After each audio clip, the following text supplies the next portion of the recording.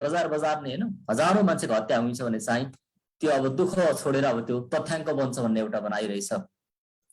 यो प्रकारको यो कहावत यस्तो इडियमहरु लागू नहोस्, नदोहोरियोस् हैन। गाउँ शहर राष्ट्रकै धेरै मान्छेको हत्या हुने, हिंसा हुने काम, मृत्यु हुने काम नहोस्, यसको निम्ति नै हाम्रो प्रयत्न हो। एउटा मैले छोटोमा फोरटेस्ट दिन चाहे। 20औं शताब्दीमा गरिएका आम नरसंहार हैन, एउटा जातिले अर्को जातिको विरुद्धमा हैन त्यस्तो रूपमा एउटा गाउँठाउँमा समाजमा व्यक्ति शिविरमा होइन कि एउटा पार्टीले नै स्टेटले नै राज्यले नै स्पोन्सर गरेका हत्याहरूको बारेमा हामी हेर्दैछौँ। सद्दाम हुसैनले 6 लाख यहाँ 25,000को आँकडा दिएको छ, कहीँ 6 लाखको छ है।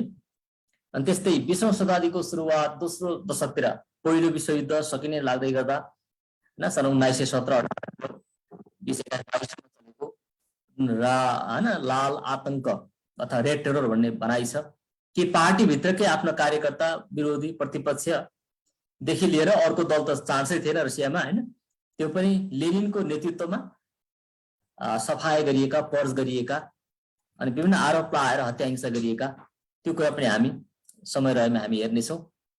एउटा छोटो भिडियो मैले यहाँ डाउनलोड गरेर राखेको छु। Dictators death toll in perspective है। नेपालमा माओवादीको द्वन्द्वकालमा 17,000को हत्या आइ भयो भन्छौँ। यसलाई पनि हामीले इतिहासमा राखेर हेर्नुपर्छ। नेपालको क्रान्ति हुँदा राणाका हो एउटा जाने शासन हैन, सेना बन्दुकहरु टिकेको शासन फाल्दा कति मान्छेको मृत्यु भयो, पञ्चायत कालमा कतिको मृत्यु भयो भने 10 वर्षमा कतिको मृत्यु भयो। हामीले ऐतिहासिक दृष्टिकोणले हेर्यौं भने यो मृत्यु उपयोगी थियो थिएन, त्यतिको ज्यान फाल्न आवश्यक थियो कि थिएन, अन्तिममा त्यही नै कुरा बहुलवाद, संसदीय डेमोक्रेसी, प्रजातन्त्र तिनीमा आइपुग्नु पर्ने थियो भने खासै गुणात्मक के चाहिँ परिवर्तन ल्यायो भन्ने कुरा पनि आउन सक्छ। हामी एउटा युट्युब भिडियो हेरौँ।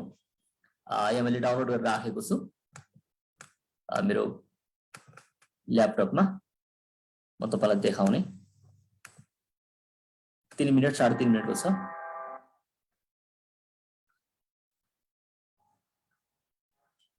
एउटा मानिसको लास 180 सेन्टिमिटर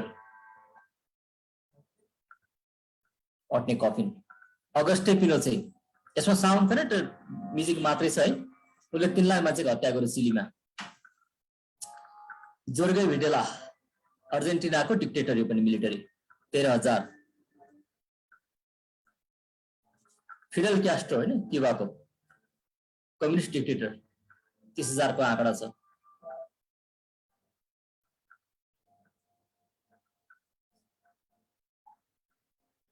राफेल ट्रिजिलो डोमिनिकन रिपब्लिकको, ऊ पनि डिक्टेटर, तानाशाह। यी त सबै बितिसकेकाहरू छन्।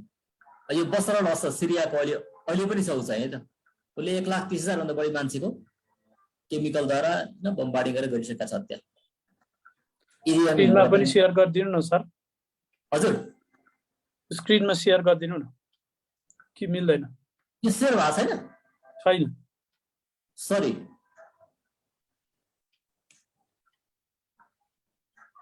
अहिले भइराखेको छ, भइराखेको छ। हजुर ए मदन जी हो? मदन आउनु भएको छ भन्ने म त विश्वासमा छु है। भिडियो राखेको छ। वैसे भी लगभग 4 लाख मान्छेको हत्या भयो। सद्दाम हुसैनले मिल राखेको थियो सुरुमा फोटो। मैले एक दिनमा तपाईलाई पनि मैले कोर्स बनाएको छु। 2000 देखि 3000 मतदाताको घरमा गएको छु के। भनेको 400-500 घरमा दिन हामी पुगेका छौँ।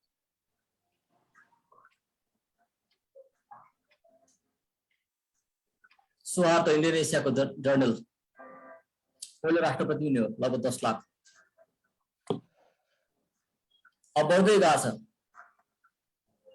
किम डाइनेस्टी उत्तर कोरिया 15 लाख।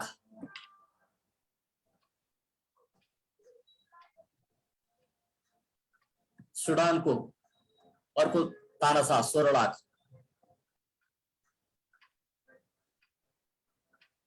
और नजिक आए कम्बोडिया 21 लाख। 70 लाखको जनसङ्ख्यामा 21 लाख, 1/3। यो बेल्जियमको अब यो साम्राज्यवादको बेलामा सेकेन्ड 20 सेन्चुरीको यो 62 लाख पनि। हिरोहितो सेकेन्ड वारको बेलाको जापानको सम्राट। जोसेफ स्टालिन लगभग 90 लाख, च्याङ काइसेक चाइनाको military dictator 1 crore, Adolf Hitler यहुदी मात्रै 60 लाख, सबै गर्दाखेरि लगभग 1.25 लाख, के अरे 1.25 करोड। त्यसको तुलनामा हेर्नु है त यहाँ कति अग्लो छ यो। माओ जेदुङ 3 करोड,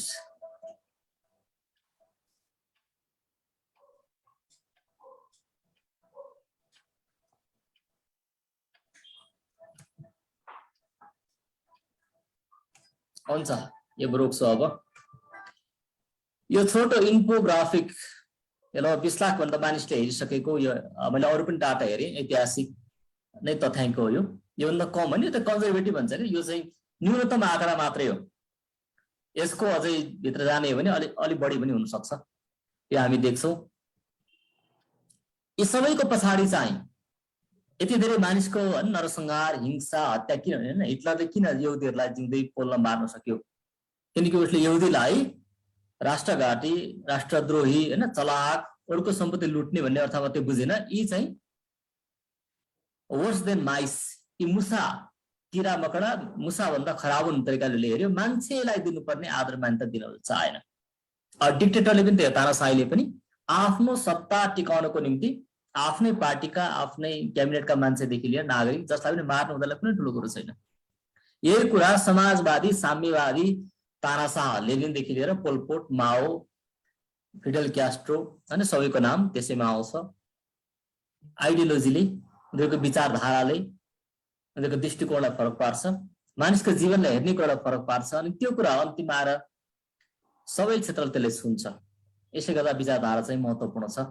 यो मैले ल्याउन चाहेको आजको प्रसङ्गमा यो हो। म फेरि पनि मेरो स्क्रिन सेयरिङमा जुन छ म त्यहाँ जान चाहन्छु। अझै केही कुराहरू यहाँ छन्, ऐतिहासिक तथ्याङ्क कुराहरू यहाँ छन्, हामी हेरौँ। यो फुल स्क्रिन आएको छ मेरो? मेरो हात देखिएको छ, केही छैन ल। अहिले भर्खर यो हेऱ्यौँ।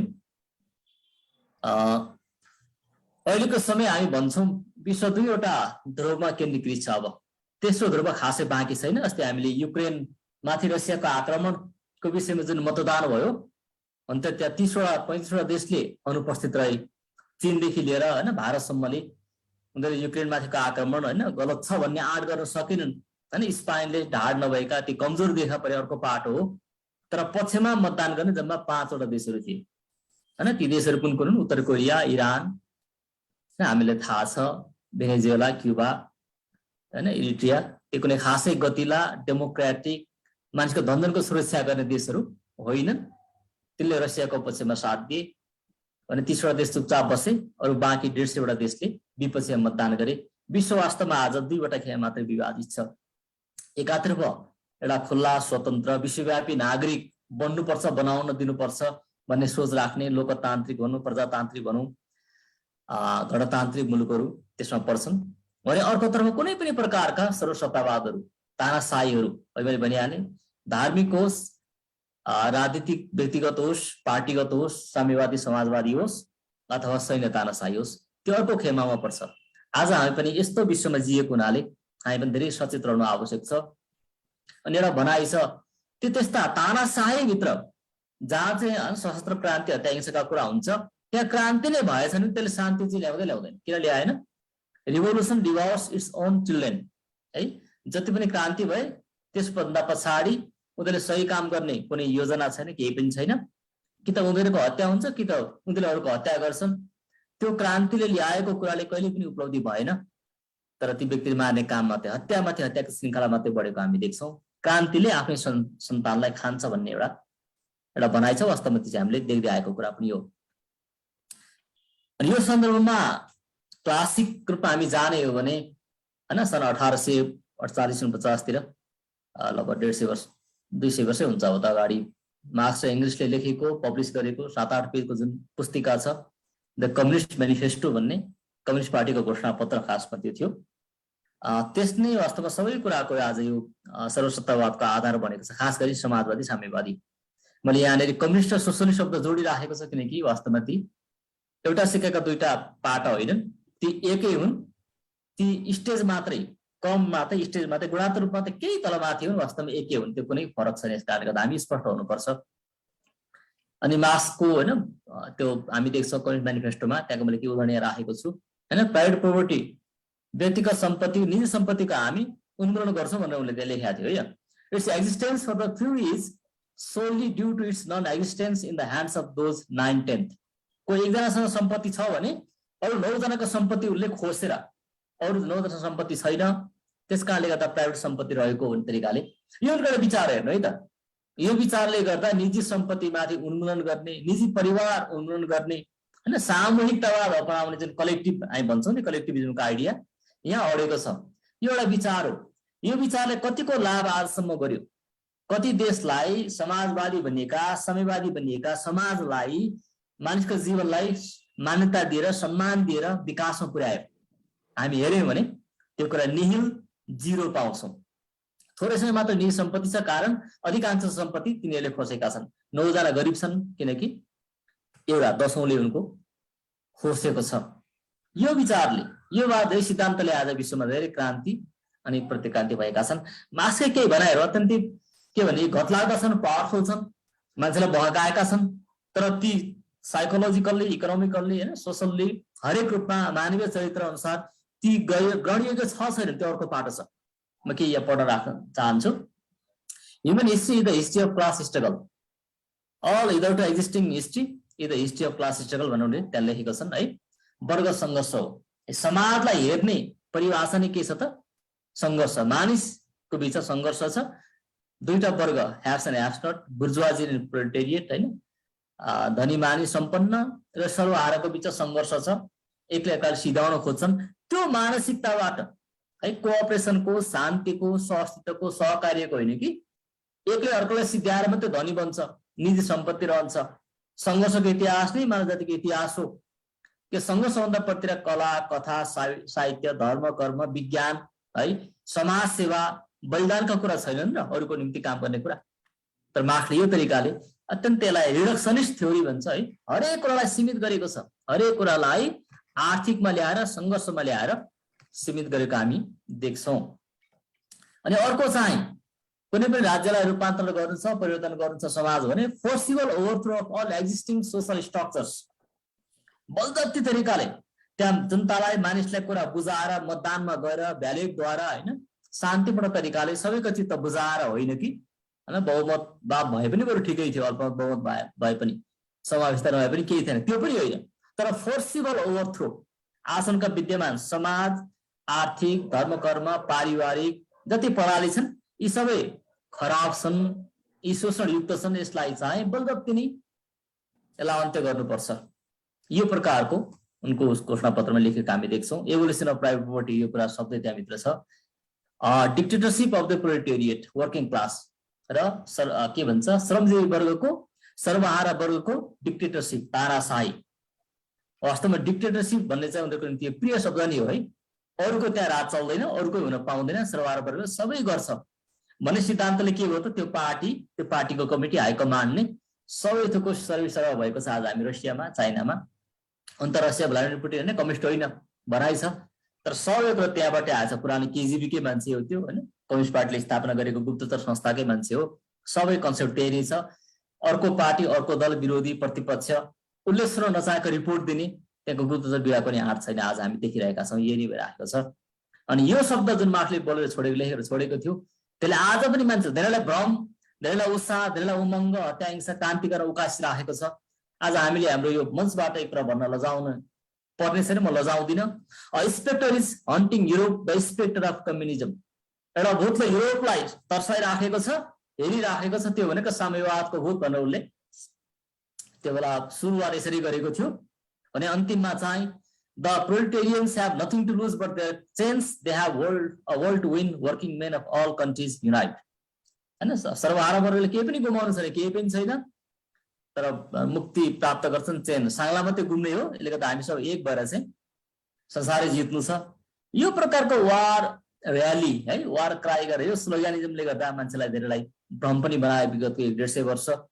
र फेरि पनि आज आएर यो खुल्ला उदार विश्व व्यवस्था काम लाग्दैन, बरु डिक्टेटरसिप भए पनि विकास हुन्थ्यो कि भन्ने विचार फेरि पनि कता कता वंशवादको रूपमा एउटा व्यक्ति नै चाहिन्छ, फलानो संस्था नै चाहिन्छ, यो प्रकार आइरहेको सन्दर्भमा हामीले यो कुरा फेरि बारम्बार चर्चा गर्नुको अर्थ रह्यो। हामी यो वास्तवमा चर्चा गर्न हामीले चाहेका चाहिँ थिएनौँ। अन्तिममा मेरो प्रस्तुतिमा अब एकै पेज मात्रै छ, छैन धेरै।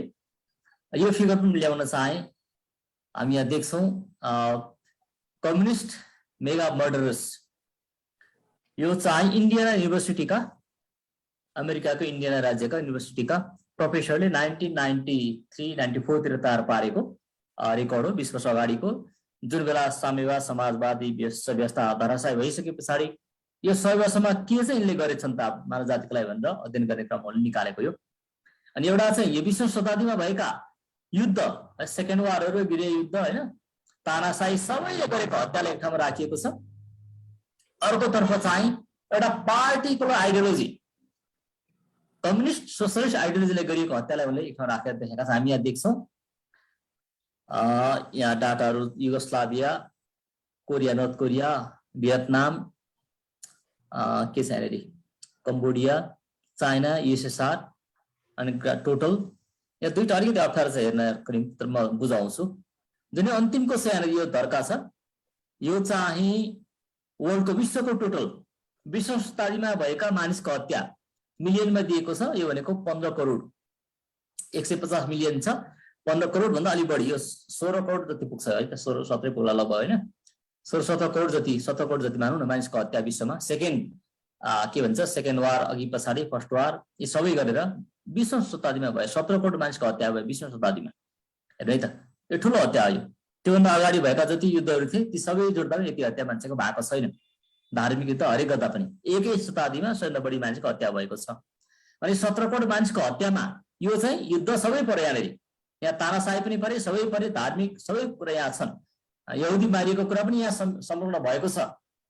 त्यो एउटा हो भने अर्को चाहिँ समाजवादी साम्यवादीबाट गरिएको हत्या। यो हेर्नुहोस् 100 मिलियन भन्दा अलि यता छ, 11 मिलियन जति छ भन्नाले यो चाहिँ के अरे 101 मिलियन जति पुग्छ भन्नाले कम्युनिस्ट र समाजवादी सोशलिस्ट र कम्युनिस्ट होइन देशहरूले, शासकहरूले गरेको, त्यो राज्यले गरेको हत्या चाहिँ 11 करोड छ।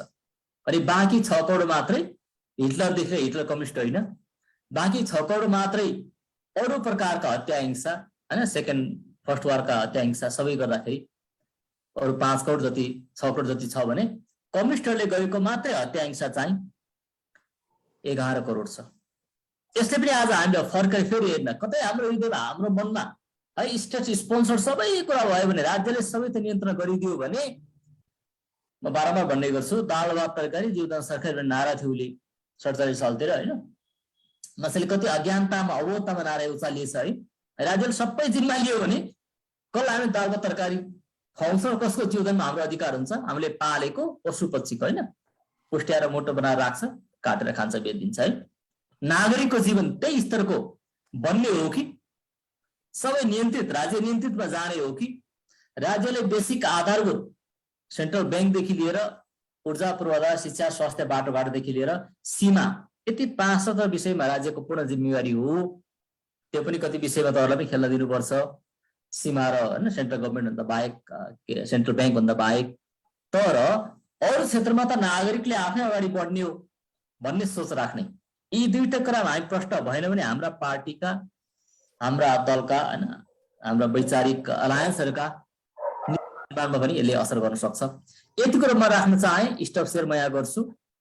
र अब बाँकी समय आज हामी जुन परिस्थितिमा, जियोपोलिटिकल हाम्रो अवस्था छ, देशको अवस्था छ, यस्तो अवस्थामा हामी एकातर्फ होइन भयावह रूपमा विश्वको एकमात्र कम्युनिस्ट, एकमात्र मोनोपोलिस्ट पार्टीको रूपमा रहेको, त्यो जति मात्रामा अरू कुनै प्रभावले छैन, उत्तर कोरियाको छैन होइन, चाइना भएको देश छ उत्तरतिर भने एउटा पार्टीको शासन त्यहाँ छ भने, दक्षिणमा चाहिँ डेमोक्रेसी त हो तर कता कता त्यो रूपमा विकास प्रगति अरू सानातिर हामी छिमेकसँग पनि सम्बन्ध राख्न नसकेको, र अर्कोतर्फ दक्षिणपन्थ धार्मिक गतिविधितर्फ गएको, यस्तो अवस्था आउँदाखेरि आज हामी यो देशमा राजनीति गर्न अगाडि बढिरहँदा, एउटा सानो मुलुकको रूपमा रहिरहँदा हामी यस्ता विषयमा अत्यन्तै स्पष्ट भएर हामीले गर्ने अन्तर्राष्ट्रिय नीति सिद्धान्तदेखि लिएर राजनीतिदेखि हरेक कुरामा गठबन्धनमा हामी कतिको स्पष्ट हुनुपर्छ।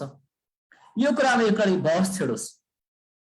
वादको बहस चाहिँ व्यर्थको विवाद होइन, यो जीवन र मृत्युको प्रश्न हो।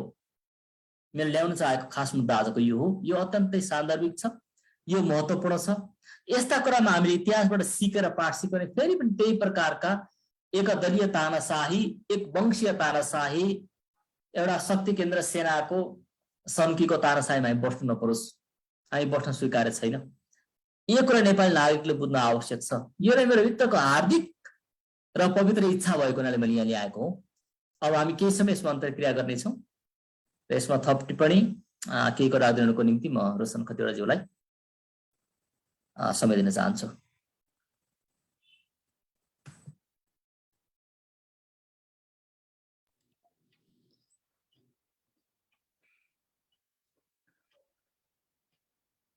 धन्यवाद विदुर सर। यहाँले एकदमै ऐतिहासिक कुरा डाटा सहित ल्याएर राखिदिनु भएको छ।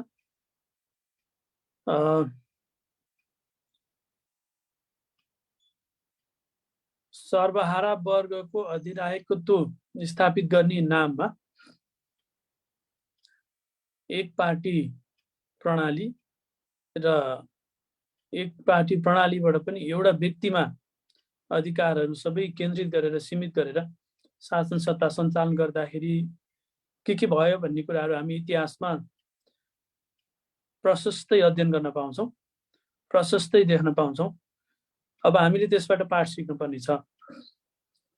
व्यक्तिको स्वतन्त्रता कति महत्त्वपूर्ण हुँदो रहेछ भन्ने कुरा हामीले त्यसबाट इतिहासबाट सिक्नुपर्छ भन्ने मलाई लाग्छ। अनि स्वतन्त्र रूपमा सोच्न पाउनु पनि, व्यक्तिले स्वतन्त्र रूपमा सोच्न पाएन भने उसले कसरी अध्ययन अनुसन्धान गर्छ र कसरी उसले नयाँ नयाँ चिज आविष्कार गर्छ। आज हामी वैज्ञानिक युगमा छौँ। विज्ञान प्रविधिको पनि अत्यन्तै के भन्ने अत्याधुनिक आविष्कार अनि सूचना प्रविधिको पनि अत्याधुनिक र एकदमै माथिल्लो स्तरको प्रविधिहरू हामी उपभोग गरिरहेका छौँ। यसरी हामी घर घरमा बसेर आफ्नो आफ्नो ठाउँमा बसेर प्रविधिको प्रयोग गरेर आज आफ्ना कुराहरू सेयर गर्न पाइरहेका छौँ। र एउटा व्यक्तिले स्वतन्त्र रूपमा सोच्न नपाएको भएदेखि यो हाम्रो हातमा आइपुग्ने थिएन।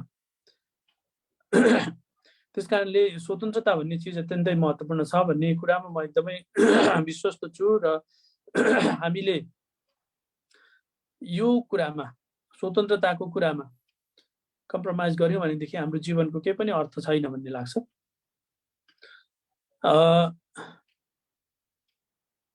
अलिकति म धेरै समय लिन चाहन्न, रुसको इतिहासको कुरा अलिकति म यहाँ राख्न चाहन्छु। र एकातिर खुला संसार छ भने एकातिर नियन्त्रित संसार छ। अनि जहाँ खुलापन छ, जहाँ स्वतन्त्रता छ, जहाँ व्यक्तिगत स्वतन्त्रता छ, जहाँ विचार अभिव्यक्तिको स्वतन्त्रता छ, जहाँ निर्वाचित सरकार, सीमित अधिकारवाला सरकार सञ्चालन भएको छ, ती ठाउँहरूमा यति धेरै उन्नति प्रगति भइरहेको छ। हरेक क्षेत्रमा मानिसको जीवनमा आवश्यक पर्ने वैज्ञानिक सोचको विषयमा, अनुसन्धानको विषयमा, पृथ्वी समुद्रदेखि अन्तरिक्षसम्मको अध्ययन अनुसन्धानको विषयमा, त्यस्तै गरिकन मानिसको भावना, विचार, आत्माको गहिराईसम्मको अध्ययन अनुसन्धानको विषयमा, मानिसको सन्तुष्टि, जीवनको रहस्य, त्यसको अर्थ, यी सबै विषयहरूमा अध्ययन अनुसन्धान गर्दै जाँदाखेरि मानिसहरूले कति धेरै कुराहरू आविष्कार गरेका छन्, जसलाई आज हामीले एउटै टेबलमा बसेर उपभोग गर्न पाइरहेका छौँ, अध्ययन गर्न सिक्न पाइरहेका छौँ। मानिसहरूले आफ्नो जीवन बलिदान गरेर सयौं वर्ष लगाएर प्राप्त गरेको ज्ञान हामीले सजिलैसँग आज थोरै समयमा आफ्नै टेबलमा बसेर हातमै त्यो प्राप्त गर्न सकेका छौँ। त्यो कसरी प्राप्त भयो भन्दाखेरि त्यसको गहिराई खोज्दै जाने हो भनेदेखि व्यक्तिगत स्वतन्त्रतामा गएर त्यो पुग्छ। त्यसकारणले स्वतन्त्रता नहुँदाखेरि मानिसको जीवन कसरी खेर गइरहेको, कतिका वर्षहरूसम्म, कति दशकौँसम्म मानिसहरूको त्यो क्षमता, मानिसहरूमा भएको के भन्ने व्यक्तिगत क्षमता, मानिसहरूमा भएको ट्यालेन्ट, प्रयोग हुनै पाएन खेर गयो मानिसको दिमागले कति धेरै गर्न सक्थ्यो भन्ने कुरा हामी यहाँबाट देख्न सक्छौं एकातिर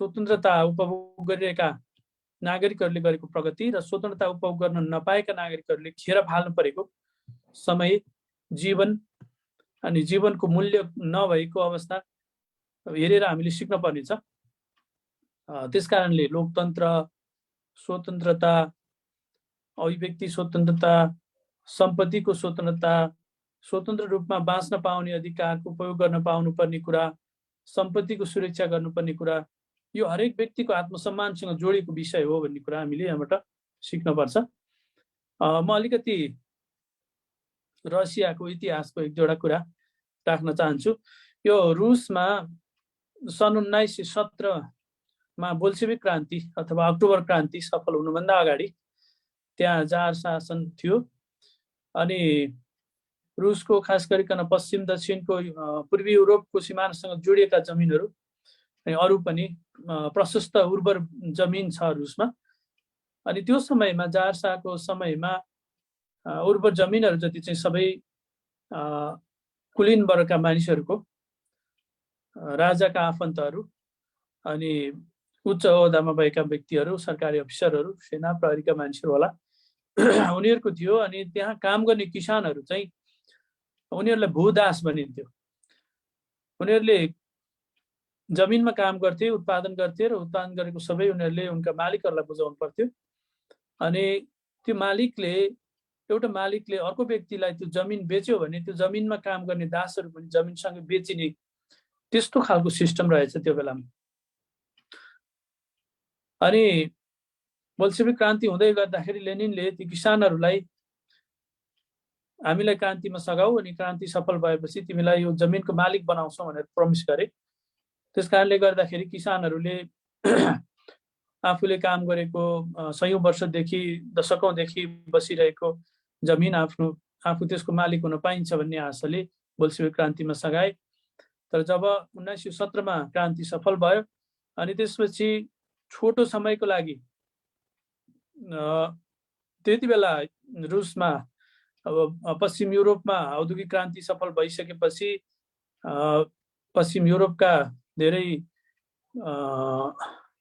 उद्योगपतिहरूले रुसमा ठुल्ठुला उद्योगहरू पनि सञ्चालन गरेका थिए उद्योगमा काम गर्ने मजदुरहरूलाई त्यो उद्योगको मालिक बनाउँछौँ भनेर लेनिनले प्रमिस गरे अनि किसानहरूलाई जमिनको मालिक बनाउँछौँ भनेर प्रमिस गरे त्यसकारणले मजदुर र किसानको ठुलो सहयोग पाएर लेनिनको बोल्सेविक क्रान्ति सफल भयो तर क्रान्ति सफल हुने बित्तिकै उनले त्यसको छोटो समयको लागि किसानहरूलाई जमिन बाँडिदिए तर उनीहरूलाई अफिसियल्ली जमिनको मालिक बन्न नपाउँदै फेरि त्यो जमिनलाई सामूहिकीकरणको नाममा सरकारीकरण गरियो उद्योग धन्दाहरू पनि त्यस्तै भए सरकारीकरण गरियो अनि सबै उद्योग धन्दाहरू सरकारीकरण गरियो र किसान मजदुरदेखि सबै व्यक्तिको कामको ज्याला समान हुने भनेर एउटै ज्याला तोकियो अचम्म मलाई के लाग्यो भनेदेखि यो हेर्दै गर्दाखेरि जस्तै हामी यसरी विचार गरौँ न एउटा डाक्टर अथवा एउटा इन्जिनियर अथवा एउटा पाइलट अनि एउटा साधारण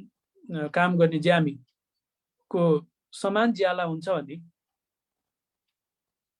त्यो डाक्टरले कति मेहनत गरेर अध्ययन गरेको हुन्छ उसले आफ्नो मेहनतको फल प्राप्त गर्दैन आत्मसन्तुष्टि पाउँदैन भनेदेखि उसले मेहनत गर्छ र गर्दैन एउटा साधारण किसान अथवा एउटा मजदुर अथवा एउटा प्राविधिक स्तरको व्यक्तिको ज्याला समान हुन्छ भनेदेखि त्यो व्यक्तिले कुनै पनि व्यक्तिले डाक्टर बन्ने कोसिसै गर्दैन किन बन्न पर्यो डाक्टर ज्यामी मात्रै काम गरे पनि ज्याला पाउने उति नै हो डाक्टर बने पनि ज्याला पाउने उति नै हो त्यो प्रकारको सिस्टम लागू गरियो अब यहाँनिर मैले के जोड्न खोजेको एउटा मात्रै भन्दाखेरि किसानहरू सयौं वर्षदेखि भूदास भएर जमिनसँगै बेचिएर आफ्नो अस्तित्व नै नभएको मानिसको रूपमा मानवको रूपमा उनीहरूलाई कसैले व्यवहार नगरेका ती किसानहरू बोल्सेविक क्रान्ति सफल भएपछि उनीहरू फेरि दास भए पहिला उनीहरू कुनै मालिकको दास थिए अब आइसकेपछि उनीहरू कुनै एउटा राजनीतिक पार्टीको दास भए किन पार्टीको दास भए भन्दाखेरि राजनीतिक दल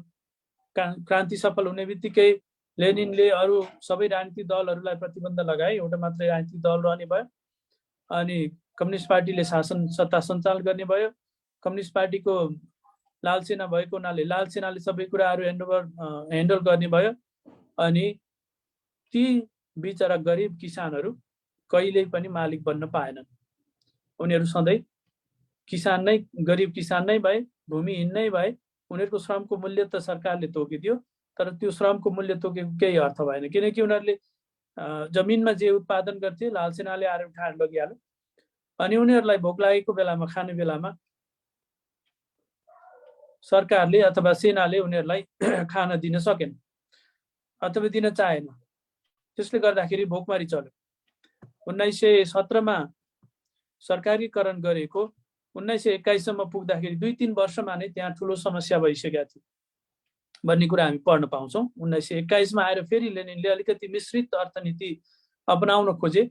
यो साम्यवादी अर्थनीति असफल भइसकेपछि त्यहाँ लाखौँ मानिसहरू भोकमरीले मरेको तथ्याङ्कहरू छ। लाखौँ मानिसहरू भोकमरीले मरिसकेपछि गृहयुद्ध भयो। फेरि गृहयुद्ध सुरु हुन थाल्यो। मानिसहरू खान नपाएपछि आक्रोशित भए अनि युद्ध दबाउनको लागि सैनिक बल प्रयोग गर्नुपर्ने भयो। त्यसकारण लेनिनले अलिकति मिश्रित प्रणाली अपनाउन खोजे। तर पछि फेरि लेनिनको मृत्यु भइसकेपछि स्टालिन आइसकेपछि 1924 मा फेरि स्टालिनले पहिलाकै जस्तो साम्यवादी सबै सरकारीकरण गरे अनि विरोधीहरूलाई मृत्युदण्ड दिने अथवा श्रम शिविरमा लगेर जबरजस्ती निशुल्क काम गर्न लगाउने अथवा देश निकाला गर्ने अनि उग्र राष्ट्रवादको प्रचार गरेर सरकारको विरोध गर्ने अथवा कम्युनिस्ट पार्टीको विरोध गर्ने अथवा असहयोग गर्ने चाहिँ देशद्रोही हुन्, यिनीहरू चाहिँ जासुस हुन् भनेर उनीहरूलाई देश निकाला गर्ने, अत्याचार गर्ने खालको काम गरियो। जुन वर्गलाई, जुन किसान र मजदुर वर्गलाई उनीहरूलाई मालिक बनाउँछु भनेर प्रमिस गरेका थिए, तर उनीहरूलाई नै प्रयोग गरेर उनीहरूलाई नै फेरि ठगेर सैनिक शासन त्यहाँ सञ्चालन भएको कुराहरू हामी देख्छौँ। अनि सरले अघि नै डाटा ल्याइसक्नु भएको छ। लाखौँ मानिसहरू स्टालिनको पालामा मात्रै झन्डै 2 करोड मानिसहरू भोकमरी अनि विभिन्न प्रकारको हैजा प्राकृतिक प्रकोपहरू विभिन्न प्रकोपमा परेर मरेको कुराहरू हामी त्यहाँ देख्छौँ।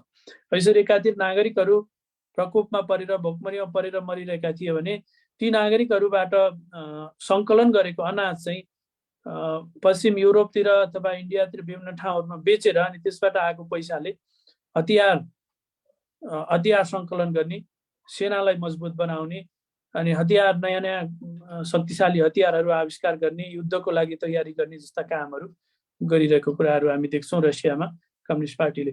अब त्यसको त्यो जगमा स्थापित भएको 1990 पछि पनि अहिले आएर फेरि पुटिनले त्यतैतिर फर्काएर लगिरहेको अवस्थाहरू हामी देख्छौँ।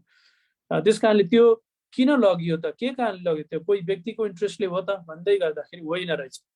त्यो एउटा आइडियोलोजी नै हो, जुन आइडियोलोजीको आधारमा त्यहाँ एउटा शासन सत्ता स्थापित गरियो र मानिसहरूको माइन्डसेट क्रिएट गरियो, मानिसहरूलाई ब्रेन वास गरियो, लिडरहरूलाई ब्रेन वास गरियो, त्यहाँका सेनाहरूलाई त्यसरी परिचालन गरियो र त्यहाँको प्रणाली त्यसरी चल्यो। अब त्यो आइडियोलोजीको कारणले गर्दाखेरि, त्यो माइन्डसेट र त्यो शिक्षाको कारणले गर्दाखेरि फेरि पनि त्यतातिर फर्केर गइराखेको हामी देख्छौँ। अनि चाइनामा पनि त्यस्तै भएको कुराहरू छ। अझ इन्ट्रेस्टिङ कुरा चाहिँ चाइनाले त अब रसियामा जे भएको थियो त्यो कुरालाई पछि कपी गरेको कुराहरू हामी देख्छौँ। र रसियामा लेनिन बोल्सेविक क्रान्ति सुरु हुनुभन्दा अगाडि लेनिन चाहिँ देश निकाला परेका थिए अनि उनी स्विजरल्यान्डमा बसेर उनले त्यहाँ पत्रिका चलाउँथे। त्यहाँबाट पत्रिकाहरू छापेर पत्र पत्रिकाहरू छापेर अनि त्यसपछि उनले चाहिँ जनचेतना फैलाउनको लागि ती पत्र पत्रिकाहरू गोप्य रूपमा रसियामा पठाउँथे। अनि त्यसरी उनीहरूले पत्रिकाको माध्यमबाट सञ्चार माध्यमको पावर उनले थाहा पाएका थिए अनि उनले त्यसलाई युज गरेर मानिसहरूलाई सचेत गरे। तर पछि जब क्रान्ति सफल भइसकेपछि उनले सञ्चार माध्यमलाई पनि, त्यहाँ भएका सञ्चार माध्यमलाई पनि सरकारीकरण गरेर अनि स्वतन्त्र सञ्चार माध्यमलाई प्रतिबन्ध लगाइदिए। त्यसले गर्दाखेरि अब सरकारले अरू कुनै पनि स्वतन्त्र सञ्चार माध्यम नभएको हुनाले उनले जे प्रोपोगन्डा प्रचार गरे पनि सुन्ने मानिसहरूले, नागरिकले जे सुनेको छ त्यही सुन्दा सुन्दा झुटै भए पनि गलतै भए पनि त्यही सही रहेछ भनेर विश्वास गर्दै गर्दै गएको कुरा देखिन्छ। तर पनि त्यसले नागरिकलाई कहिले पनि फाइदा गरेन, खालि शासन सत्तामा रहेका सीमित व्यक्तिहरूलाई मात्र फाइदा गरेको कुराहरू देखिन्छ। सीमित व्यक्तिहरू सत्तामा रहेर त्यसको शक्तिको दुरुपयोग गरेर नागरिकहरूलाई बहकाउने, नागरिकहरूलाई उनीहरूको सेवा सुविधा, उनीहरूको कुरा सुन्ने अथवा उनीहरूलाई के खाँचो छ भन्ने कुरा भन्दा पनि सत्ता कसरी टिकाउने र आइडियोलोजीलाई कसरी उ गर्ने भन्नेमा, अनि त्यसको लागि सबभन्दा शक्ति नै रहेछ र शक्ति चाहिँ सैनिक शक्ति भइसकेपछि हतियार देखाएर नागरिकलाई डरमा, त्रासमा, प्रेममा उत्साह दिएर होइन, तर डरमा सप्रेस गरेर तर्साएर नागरिकहरूलाई शासन गर्ने पद्धति त्यहाँ भएको हामी देख्छौँ। कार्ल मार्क्सले एउटा सिद्धान्त स्थापित गरे, परिकल्पना गरे, तर त्यसलाई लेनिनले त्यहाँ प्रयोग गर्दै गर्दाखेरि लाखौँ मानिसहरूको, निर्दोष मानिसहरूको अनाहकमा रगत बगेको कुराहरू त्यहाँ छ, अनाहकमा भोकमरीमा परेर मर्नु परेको कुराहरू त्यहाँ छ भने एकातिर भने, अर्कोतिर त्यो शासकलाई शक्तिशाली बनाएर सत्तामा निरन्तर टिकाइराख्नको लागि उनीहरूले अनेक प्रोपोगन्डा गर्ने र सैनिक बलमा, हतियारको बलमा अहिलेसम्म पनि हेर्ने हो भनेदेखि, एक प्रकारले हेर्ने हो भने अहिले पनि रसिया एक प्रकारले भन्ने हो भनेदेखि हतियार बाहेक के छ त रसियासँग? केही पनि छैन हैन। नेचुरल रिसोर्सहरू छन्, तिनीहरूको दुरुपयोग गरेर फेरि पनि हतियार बनाउने, आणविक हतियार आविष्कार गर्ने, अनि त्यही हतियार देखाएर संसारलाई धम्क्याउने, नागरिकलाई धम्क्याउने र अनि नागरिकमाथि निरङ्कुश शासन गरिरहने। त्यो बाहेक रसियाको पैसाको पनि भ्यालु छैन, रसियाको अरू कुनै चिज पनि छैन। रसियाले आविष्कार गरेको संसारलाई एकदमै प्रयोग गरेर एउटा विकास र प्रविधिको क्षेत्रमा फड्को मारेको अर्को चिज केही पनि छैन भन्ने मलाई लाग्छ। सानोतिना कुराहरू होलान्, तर त्यो पनि अहिलेसम्म पनि फेरि सेन्सराइज गरिएको अवस्था छ।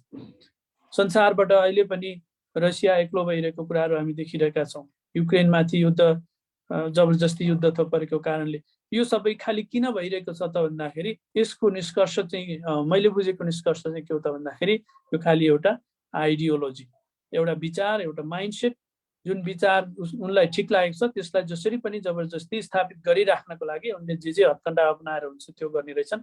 त्यसकारणले यो ठिक हो कि बेठिक हो भन्ने कुराको छनौट अब हामी लोकतान्त्रिक मुलुकमा भएको लोकतान्त्रिक दलको एउटा प्रतिनिधिको हैसियतले, कार्यकर्ताको हैसियतले म हाम्रा नागरिक समुदाय, हाम्रा श्रोता दर्शक जसले हेरिरहनु भएको छ, भविष्यमा हेर्नुहुनेछ, सुन्नुहुनेछ, यो विषयमा विचार विमर्श गर्दै गर्दाखेरि छान्ने अधिकार त नागरिकलाई छ र हामी सबैलाई छान्ने अधिकार छ, तर छान्नुभन्दा अगाडि कुन ठिक र बेठिक भन्ने कुरा छुट्याउनको लागि चाहिँ अध्ययन अनुसन्धान गर्नु आवश्यक रहेछ। त्यसकारणले आजको यो बहसबाट धेरैजनालाई, धेरै समुदायलाई फाइदा हुन्छ भन्ने मैले लागेको छ र मैले यति नै आफ्नो कुराहरू राख्न चाहे। धन्यवाद।